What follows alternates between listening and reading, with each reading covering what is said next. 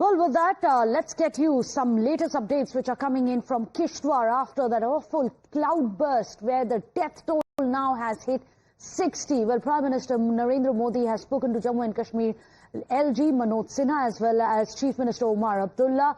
In fact, he has put out this post which you can see on your screen saying that he's spoken to both the LG as well as Omar Abdullah regarding the situation in the wake of the cloudburst and flooding in Kishtwar. Authorities are working on the ground to assist those who have been affected. Let me go across to Sahil Sohail, who's joining us with the very latest from Kishtwar.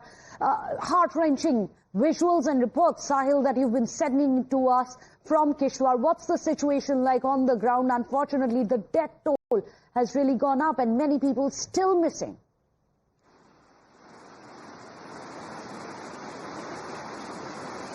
Well, yes, the figure has gone up to 60 and it's likely going to increase because there are a number of pilgrims or civilians who are reported missing. We're reporting from the same area and you can see there were in fact several pilgrims who had proceeded to Mashlain Mata Mandir and they were stranded. Now the rescue teams basically ensuring that they safely pass this Nala and return back to their homes. On your screen is the area where there used to be a bridge that was basically washed away by flash floods yesterday in the afternoon. There are 6 to 7 houses that have also got washed away. There was langar area, there was parking area that was set up for the yatris, and that area basically got hugely impacted.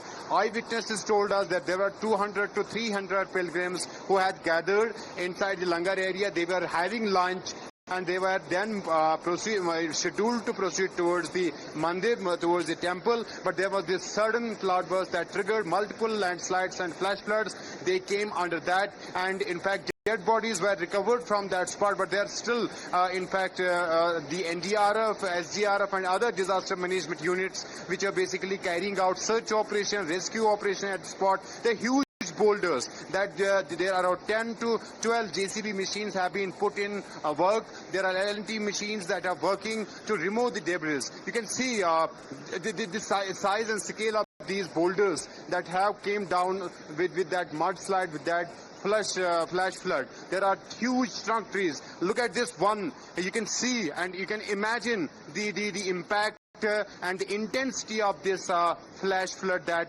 this area witnessed yesterday. This huge tree got uprooted and in fact it basically washed away. It impacted several areas. You can see there are houses that have got damaged, that have got basically 2 to 3 houses at the spot. On your screen are these pictures. And basically these reflect the intensity of the damage that this area has witnessed. Huge devastation and destruction that this area has in fact experienced or witnessed. People are in panic. They are still in fact yet to come to terms. The local residents are in panic. The devotees and pilgrims who are on yatra are also, we spoke to injured in the hospital yesterday in Kishtwar hospital.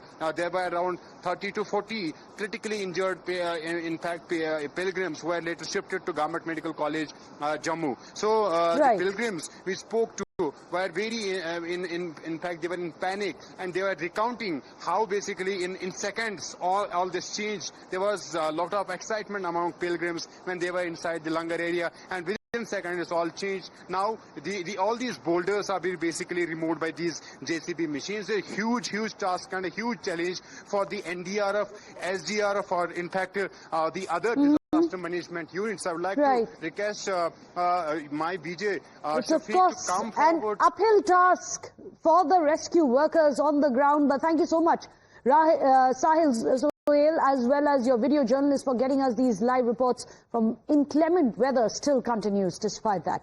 But we'll leave it there. We'll of course keep coming back to you for more updates.